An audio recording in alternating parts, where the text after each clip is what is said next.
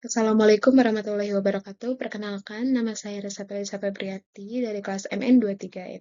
Baik, di sini saya akan menjelaskan materi sesi 7 atau bab 7 yang dimana ini tuh menjelaskan tentang pelaporan segmen evaluasi pusat investasi dan transferring pricing dalam akuntansi manajemen, yang dimana pelaporan segmen atau evaluasi pusat investasi dan transfer pricing ini merupakan pelaporan segmen yang dibuat untuk ngecek tiap bagian perusahaan gitu, yang dimana evaluasi pusat investasinya itu membantu manajer melihat data buat pusat-pusat investasi.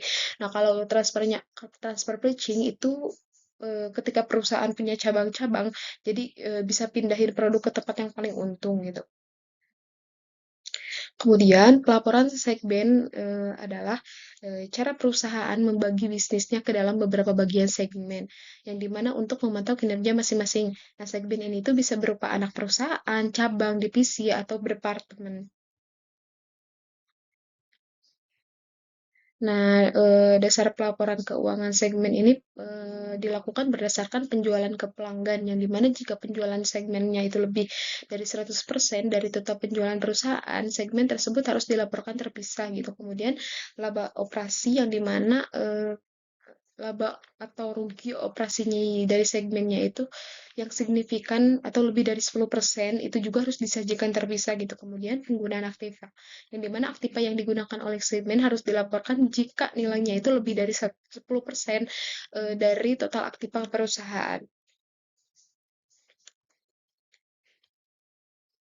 Kemudian aktiva dan kewajiban segmen. Untuk aktiva segmen, jadi semua aset berwujudnya itu berwujud dan tidak berwujudnya itu yang digunakan yaitu untuk mendukung operasi segmen tertentu. Nah, untuk kewajiban segmen itu biasanya tidak dialokasikan secara langsung karena dianggap sebagai tanggung jawab perusahaan secara keseluruhan.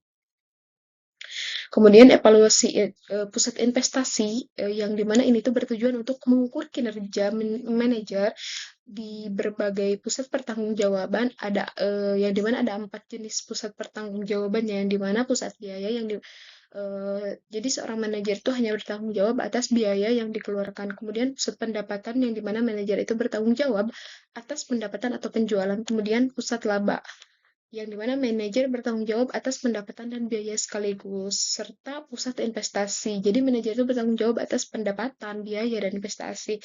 Jadi laporan kinerja itu disiapkan untuk masing-masing pusat ini agar manajer bisa mengambil keputusan berdasarkan data yang relevan.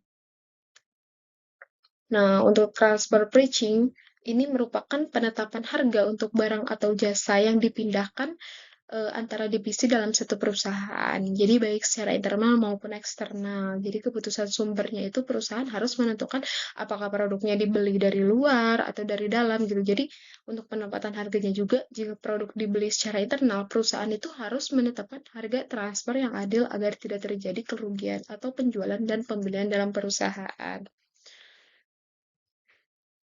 Kemudian metode penentuan harga transfer di sini ada harga pasar gitu, yang dimana harga transfer itu ditentukan sesuai dengan harga pasar. Kemudian harga pokok, yang dimana harganya itu dihitung berdasarkan biaya produksi ditambah laba, serta negosiasi, yang dimana harga transfernya itu ditentukan melalui kesempatan antara divisi yang terkait, serta koordinasi, yang dimana harga transfer itu ditentukan oleh pihak arbitras gitu atau koordinator.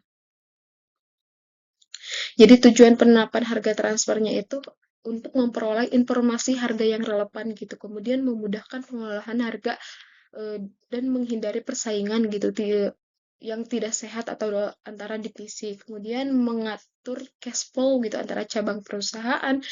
Kemudian meminimalkan beban pajak, biaya masuk, dan biaya pengiriman. Jadi kesimpulan materi ini itu menjelaskan 3 aspek penting dalam akuntansi manajemen, yang dimana pelaporan segmen membantu perusahaan memantau kinerja tiap bagian bisnisnya. Kemudian dengan memisahkan data berdasarkan wilayah geografis, industri, atau jenis pelanggan. Nah, untuk evaluasi pusat investasi, ini tuh memungkinkan manajer mengukur hasil kerja berdasarkan tanggung jawab masing-masing dari pusatnya, seperti biaya, pendapatan, laba, dan investasi. Kemudian transfer pricing yang dimana memastikan harga barang atau jasa antara divisi adil gitu dan mendukung tujuan strategi perusahaan seperti efisiensi operasional dan pengelolaan pajak. Kemudian dengan memahami ketiga konsep ini juga perusahaan itu dapat meningkatkan transparansi laporan keuangan gitu. Kemudian mengoptimalkan kinerja divisi atau divisi investasi serta mengelola alokasi sumber daya secara efektif untuk mencapai tujuan bisnisnya. Jadi orang juga bertanya gitu, bagaimana sih cara menyajikan kesimpulan dalam presentasi?